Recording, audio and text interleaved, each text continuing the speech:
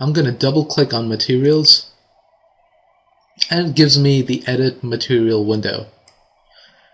The materials interface is where you create your material and define its properties. We're going to call our material steel. So we'll type in steel for the name. You can put in a description if you want, but it's not required. And inside the material behaviors, Abaqus gives you a whole list of options in these different menus. So in general, you could set the density, you could set the mechanical properties such as elasticity, plasticity, ductility, and so on. And depending on the simulation you're performing, depending what you need. So if you were maybe doing a heat transfer analysis, you might want to put in information such as the conductivity. You are not required to fill out every single one of these for all the materials. In fact, you only fill out what you absolutely need, and that's good enough for Abaqus. Now remember once again that all of your units need to be consistent. So I'm going to go into General and click on Density. And for steel, I'm going to define the density as 7,800 kilograms per meter cube. Remember, I only put in 7,800, but I know my units are kilograms per meter cube because I use units of length in all of my dimensioning tasks when creating the part model.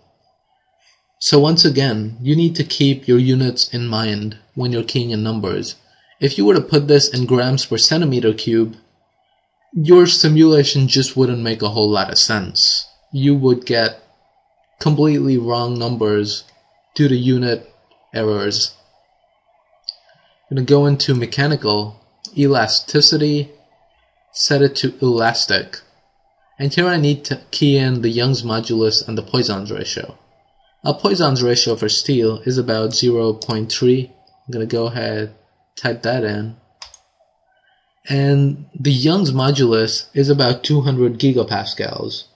But remember, I can't put it in gigapascals. I need it to be in pascals now, because I need to keep track of the units. So I'm going to key in 200 E9. So that's 200 gigapascals. I'm not going to worry too much about the other options over here.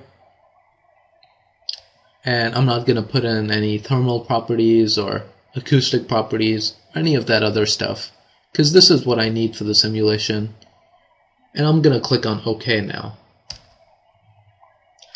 If you look in our model tree, the material object now has a material steel within it. And you can always right click on that and say edit, and it'll take you back to this window.